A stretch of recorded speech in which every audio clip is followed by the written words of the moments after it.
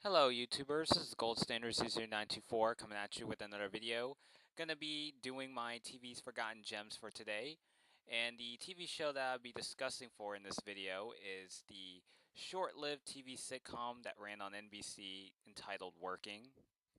Working stars Wonder Years alumni Fred Savage, and he portrays the protagonist of the series by the name of Matt Pizer, and he was a recent graduate student who was applying for a certain position at a corporate company called Upton Weber. And he goes in and tries to set up tries to prepare himself for a job interview, and then along the way certain circumstances happen, and the Matt Pizer loses his resume and somehow gets it mixed up with someone else's. So he actually gets a higher job position and get a higher promotion, and then he meets up with some of the characters of the series. You have Tim Deal, who is like the manager of Upton Weber. You have Evelyn and John Delaney, Abby Cosgrove, and Jimmy Clark and Al Blum, who were kind of was pretty much the overall cast incarnations of the first season. And then they kind of changed it around the second season when Hal and Jimmy were replaced by Val and Liz. So the show only ran for about 2 seasons, with a total amount of episodes being 39 episodes.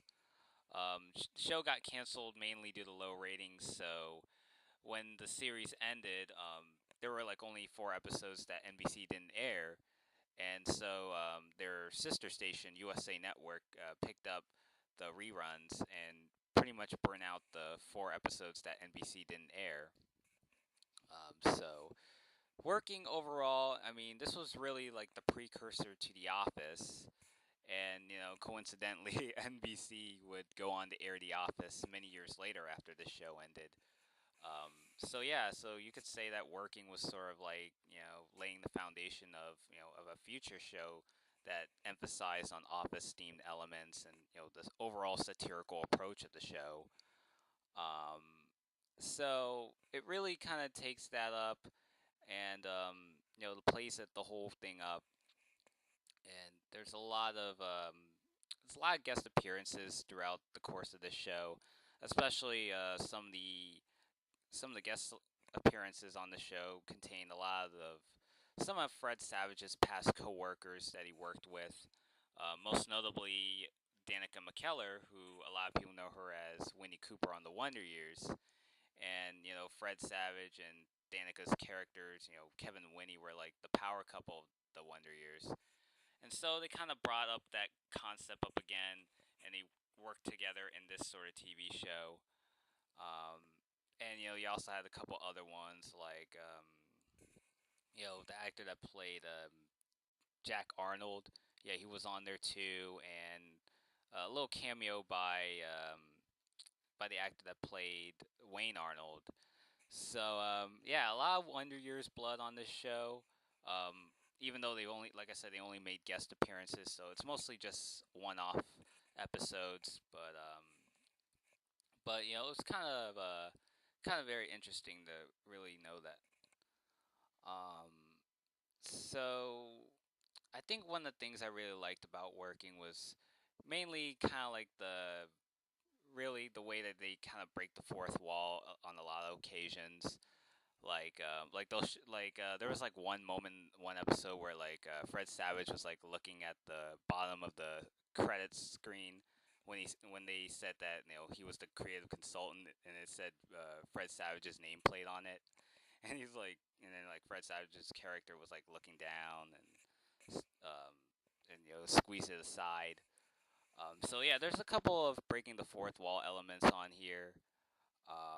And they always mention about how NBC wanted to change the cast, especially like the first episode of season 2.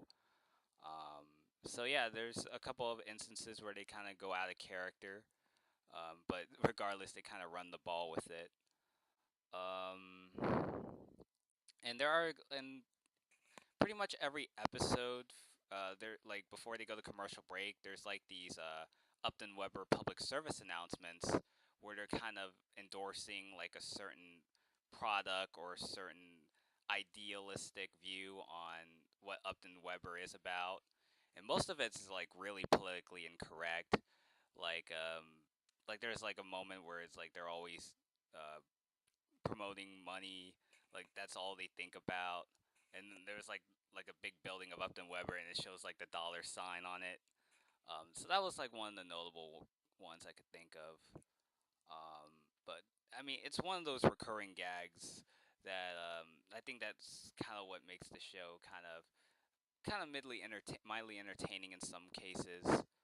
Um, and and there was I believe, yeah, like Fred Savage's character, Matt Pizer.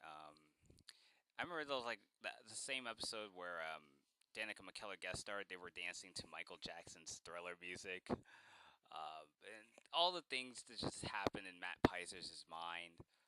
Um, just like one of those what ifs or what happens, and it's just the overall exaggerated look on office life. I mean, obviously you wouldn't see stuff like that in office life in real life. So, but a lot of the stuff that goes on in his mind, and like the episode with the medieval Christmas episode where like everyone's like dressed in their costumes, and there was like a sword fight going on.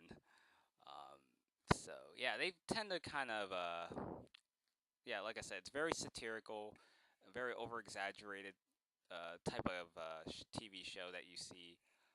Um, and I really like the theme song that they had, which is obviously a 80s cover version of a classic 60s song called "Working in the Coal Mine." Um, so I mean, uh, in the earlier version, or at least in the initial run on NBC, they used the actual song cover. And then, like when USA Network started picking up reruns, they kind of changed the intro to the music because of licensing issues. So they only used like an instrumental version of it. Like I said, it must have something to do with like licensing fees because I guess it must have been pretty expensive to pay the rights to play that music as like the opening credits. Um, so I mean, I do think the song kind of fits the whole tone of the show.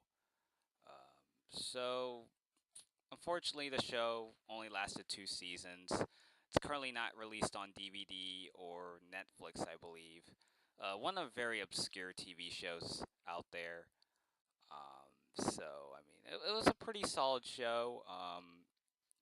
I think the reason why the show got canceled because around this time, like towards the late '90s, NBC was really oversaturated with a lot of TV sitcoms, and they were very comedy heavy at this point. Um, like pretty much almost every weeknight primetime lineup consisted of at least either one or two sitcoms. And like Mondays you had I think you had like Suddenly Susan and Caroline in the City. Tuesday you had like Just Shoot Me. Um, Wednesdays you had you had Working obviously, and then you had like the Tony Danza show. Um, and I'm not sure if Will and Grace premiered around that time, but they had like Frasier on there. Um, it might have been like other time slots too because I have pretty vague memory. And then obviously Thursdays you have Must See TV with Friends and Seinfeld, Veronica's Closet, shows like that. So they were really, like I said, they were really sitcom heavy, and if you also add Saturday mornings, with the TNBC block with a lot of the Peter Engel sitcoms that were running wild, yeah, it's pretty clear that NBC was just really oversaturated with comedies by this point.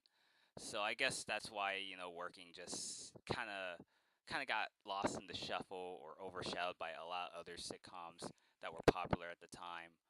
Um, and I believe the 9:30 time slot, which was on that particular time slot, it doesn't tend to draw as much ratings compared to like the first hour of the NBC's primetime lineup.